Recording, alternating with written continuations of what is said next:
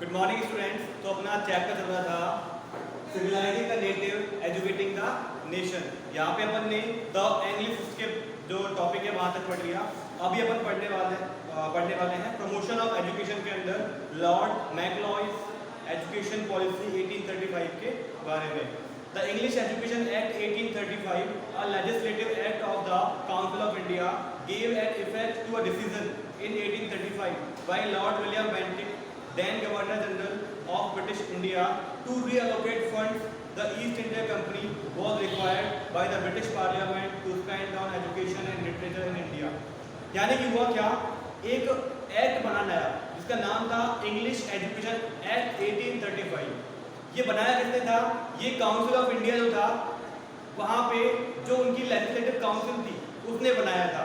और इसका बनाने का रीज़न क्या था कि भाई जो ब्रिटेन की पार्लियामेंट है वहाँ से जो रिसोर्सेज या जो पैसा सेंक्शन होता है किस चीज़ के लिए, इंडिया में एजुकेशन और लिटरेचर के लिए, उसको रीअलोकेट करने के लिए जो है ये एक्ट पास किया गया। और इस एक्ट ने डायरेक्टली इस पे क्या किया, इसको इफेक्ट किया। They did not support the tradition of Muslim and Hindu education।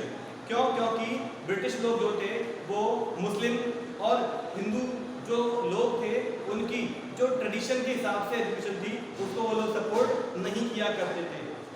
In the native learn टंग, और वो भी किसमें, जो हिंदू और मुस्लिम लोगों की जो उनकी भाषा है, जो जैसे कि संस्कृत और पर्शियन, उसमें यानी कि ब्रिटिश लोग कुल मिला के हिंदू ट्रेडिशन और मुस्लिम ट्रेडिशन के हिसाब से चलने वाली एजुकेशन सिस्टम को प्रमोट नहीं करते थे और ना ही करना चाहते थे। Henceforth, they were to support establishment teaching a Western curriculum with English as a language of instruction। तो इसलिए क्या किया इन्होंने, किस चीज सपोर्ट किया, इन्होंने इस्टेब्लिशमेंट किए नए ताकि वहाँ पे वो वेस्टर्न करिकुलम के तहत वेस्टर्न जो पूरा का पूरा सिस्टम है उसके हिसाब से यहाँ पे क्या करें, इंग्लिश लैंग्वेज में वेस्टर्न कल्चर के बारे में वेस्टर्न तरीके से लोगों को एजुकेशन प्रोवाइड कर सकें।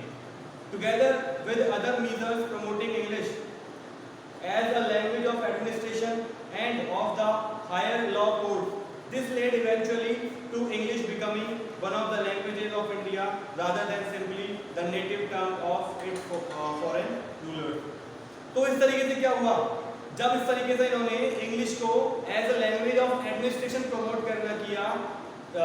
करना स्टार्ट किया, इसके अलावा जो हायर लॉ कोड्स हैं वहाँ पे भी इन्होंने क्या किया, जो पर्शियन लैंग्वेज थी उसको रिप्लेस कर दी इंग्लिश से। तो इस सबसे क्या हुआ, जो इंग्लिश थी वो इंडिया की क्या हुई, एक लीडिंग लैंग्वेज बन गई।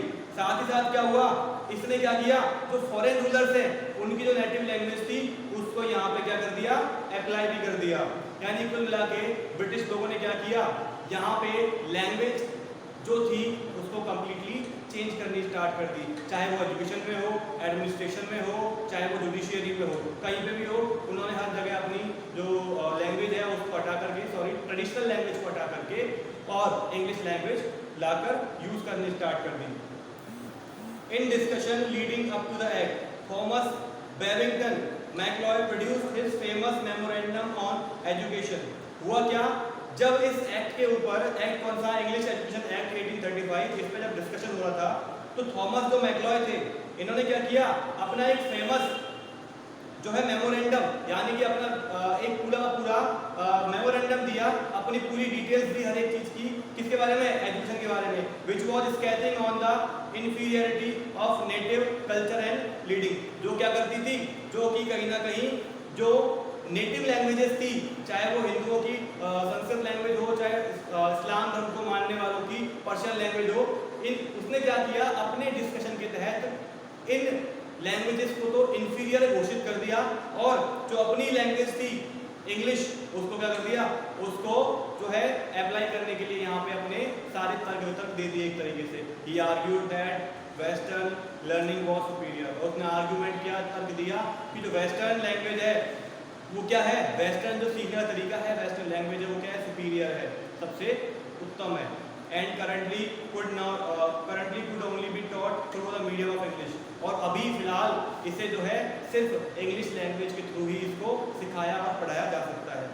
There was therefore a need to produce by English language higher education a class of person Indian in blood and color, but English in taste, in opinion, in moral and in intellect, who could in their turn develop the tools to transmit Western learning in the vernacular language of India.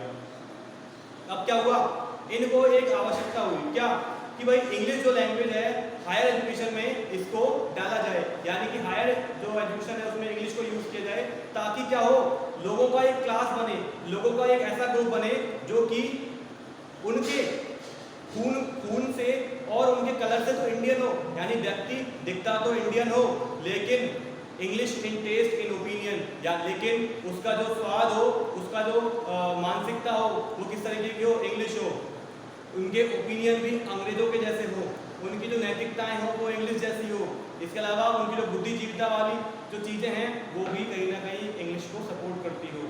जो अब इसका फ़ायदा क्या था, इसका फ़ायदा ये था कि जो वेस्टर्न लोग थे, यानी कि जो ब्रिटेन के लोग थे, वो क्या चाहते थे कि भाई हमारी जो चीज़ें हैं, ब्रिटेन की जो चीज़ें हैं, वेस्टर्न कल्चर जो है उसको ये जो इंडियन लोग हैं जो कि टेस्ट में, ओपिनियन में, हर तरीके से अंग्रेज हैं, वो क्या कर सके, वेस्टर्न कल्चर की सारी चीज़ों को इंडिया के जो लोग हैं उनको उनकी नेटिव लैंग्वेज में, उनको उनकी संस्कृत, पर्शियन या हिंदू लैंग्वेज में या इंग्लिश लैंग्वेज में ही उनको सिखाए सब कुछ. Among Macloy's recommendations were the immediate stopping of the printing by the East India Company of Arabic and Sanskrit books. साथ ही साथ मैक्लॉय ने एक रिकमेंडेशन दी कि भाई तुरंत प्रभाव से जो ईस्ट इंडिया कंपनी के द्वारा अरेबिक और संस्कृत लैंग्वेज जो बुक छापी जा रही है उनको बंद कर दो.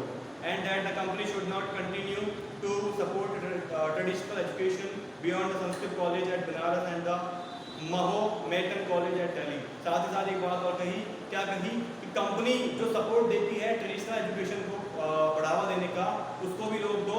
इसके अलावा जो लैंग्वेज है, जो एजुकेशन है संस्कृत भाषा में, वो संस्कृत कॉलेज बनारस और महोमेटन जो कॉलेज है दिल्ली में, इनसे बाहर नहीं होना चाहिए, यानी कि सिर्फ और सिर्फ इन्हीं में इन लैंग्वेज का यूज होना चाहिए, बाकी कहीं भी नहीं होना चाहिए. अगला था Hunter commission 1882 to 1883. The Hunter Commission of 1882 was appointed by the then Governor of India on 3rd February 1882. Hunter commission जो था उस समय के गवर्नर जनरल ऑफ इंडिया द्वारा जो है इसको जो है कॉन्स्टिट्यूट किया गया, और कब किया गया, 3rd फरवरी 1882 में, presided bye sir William Hunter. अब जो ये कमीशन था इसकी अध्यक्षता कौन कर रहे थे, सर विलियम हंटर कर रहे थे, and Indian civil service officer and a member of the executive council of the viceroy. अभी जो विलियम हंटर थे ये कौन थे, ये इंडियन सिविल सर्विस के ऑफिसर थे. इसके अलावा जो एग्जीक्यूटिव काउंसिल थी वाइसरॉयज की, उसमें भी क्या थे, मेंबर थे. The following were the main objective. अब ऑब्जेक्टिव क्या थे इस हंटर कमीशन के, consider different aspects of education in India, paying particular attention to primary education. कि जो इंडिया के अंदर एजुकेशन के अलग अलग एस्पेक्ट हैं उनके बारे में विचार विमर्श करना, और जो इंडिया में जो प्राइमरी एजुकेशन है उस पर अधिक ध्यान पे करना.